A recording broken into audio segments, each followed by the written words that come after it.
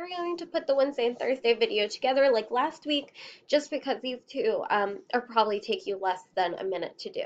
So your sentence is the same. Did your friends win the reading contest? And you're figuring out what type of clause is it. Is it independent? Is it a sentence that can stand by itself? It's a complete sentence that has a subject and a predicate. Or is it dependent? A sentence fragment that only has one subject or one predicate, but not both together. Okay? So write that for your clause type. Is it a simple sentence, a compound sentence, or a complex sentence? Well, simple sentences have a subject and a predicate. Compound sentences have two ideas, two subjects, two predicates put together by a comma and conjunction for and, nor, yet, or, but, so.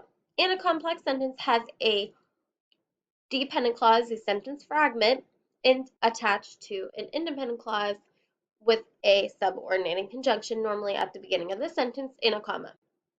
So decide what type of sentence it is and write that for your sentence type. And then decide its purpose. Is it declarative, a regular statement? Interrogative, asking a question? Exclamatory, showing excitement? Or is it imperative, a command? And use that for your sentence purpose. All right, for Thursday, all you're doing is you're adding correct punctuation, commas, semicolons, apostrophes, underlining, quotation marks, any of those, and capitalization. So go through, add your capitalization, add your punctuation, and retype the whole sentence in the box below. All right, good luck.